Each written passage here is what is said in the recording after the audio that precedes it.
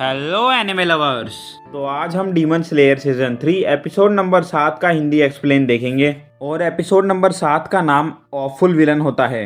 और episode number 7 वहीं से ही शुरू होता है जहां पर एपिसोड नंबर 7 खत्म हुआ होता है, जहां तांजीरो 5वें डीमन का गला काट रहा होता है, पर डीमन चिल्लाने लगता है और उसकी आवाज़ बहुत ख़राब होती है। फिर एक अलग डीमन तांजीरो के पीछे आ जाता है। फिर तांजीरो सोचता है ये क्या है मेरे पीछे, कोई मेरे पीछे है क्या, अब मैं क्या करूं। और इसकी स्मेल बाकी 4 डीमनों से अलग होती है, पर मुझे सिर्फ इसके सर को काटने में ध्यान देना चाहिए।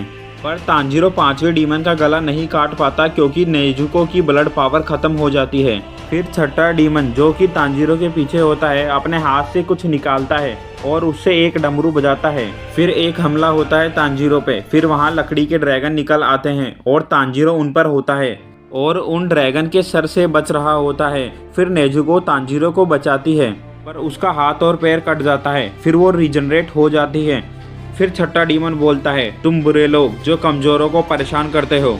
फिर छठे डीमन को दिखाते हैं जो एक बच्चे जैसा होता है पर उसके पीछे डमरू होते हैं। फिर तांजीरो सोचता है यहाँ पर छठा डीमन आ गया है, बस करो, अब कितने डीमन आएंगे।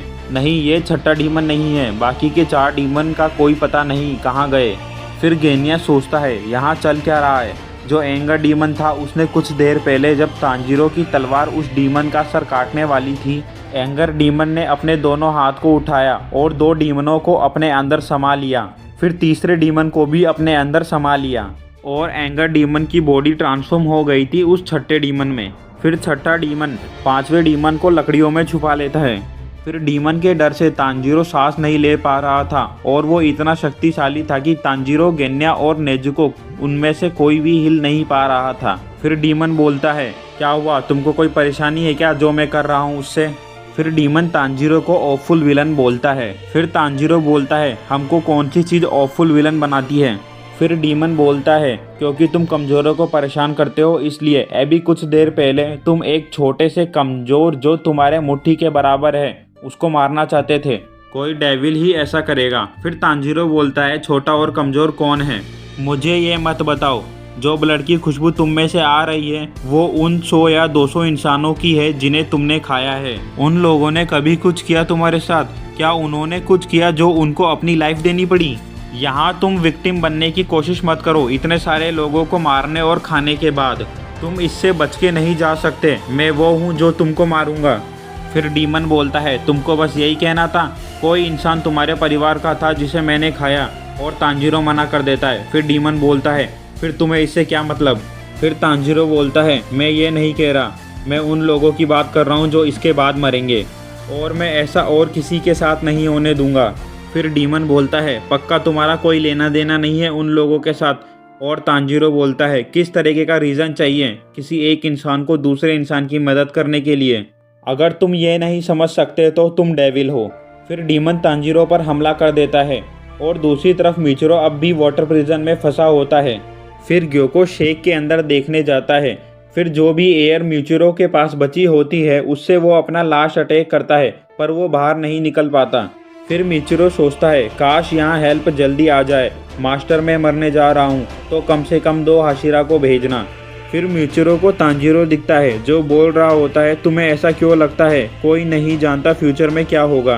फिर ग्योको अंदर जा रहा होता है शेक के, तो कानामोरी बोलता है मैं तुमको अंदर नहीं आने दूंगा। फिर ग्योको बोलता है तुमको लगता है तुम मुझे रोक लोगे। फिर ग्योको कानामोरी पे हमला कर देता है। फिर ग्योको को तलवार घिसने की आवाज़ आती है जो कि होगोटो कर रहा होता है और वो बस तलवार सही करने में लगा होता है और बोल रहा होता है क्या गजब तलवार है। फिर ग्योको उसको बुलाता है पर होगोटो उसकी नहीं सुनता और बोल रहा होता है ये किसने बनाया है, किस तरीके के इंसान ने बनाया है। फिर ग्योको को गुस्सा आ जाता है कि ये किस तरीके का फोकस है, ये इतना खो गया है कि ये मुझसे अनजान है। और ग्योको सोचता है मैं कभी ऐसा कंसंट्रेट नहीं कर पाता और आर्टिस्ट होने के कारण मुझे गुस्सा आ रहा है। फिर ग्योको होगोटो पे हमला करता है पर वो अपना काम नहीं रोकता। फिर होगोटो का मास्क हट जाता है और वो ऋतिक रोशन जैसा लग रहा होता है। फिर ग्योको बोलता है ये आदमी अब भी नहीं रुक रहा। फिर होगोटो बोलता है ये तलवार किसी सिंगल माइंडेड डिटर्मिनेशन वाले ने बनाई है। फिर ग्योको बोलता है मैं चाहूँ तो उसको मार सकता हूँ पर मैं चाहता हूँ कि वो तलवार को छोड़ दे, मैं उसका कंसंट्रेशन तोड़ना चाहता हूँ। दूसरी तरफ मिचिरो बोलता है, मुझे अब कोई नहीं बचा सकता क्योंकि सब मुझसे कमज़ोर है और मैं मर जाऊंगा क्योंकि मैंने एक से ज़्यादा गलतियां की हैं। फिर वहां कोटेशु आ जाता है और वो वाटर प्रिजन को तोड़ने की कोशिश करता है। फिर मिचिरो बोलता है, जब मैं इसे नहीं तोड़ पाया था तुम कहां से तोड़ोगे।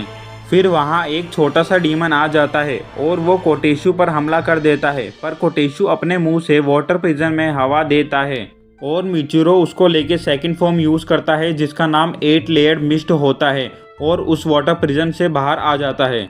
फिर मिचिरो बोलता है, मुझे याद आ गया, मेरे पापा की आँख भी तुम्हारे जैसे लाल थी तांजीरो। और एपिसोड नंबर 7 यहाँ पर ख़त्म हो जाता है। अगर आपको एपिसोड नंबर 7 का हिंदी एक्सप्लेन पसंद आया हो तो वीडियो को लाइक और चैनल को सब्सक्राइब कर लो guys. Thank you for watching.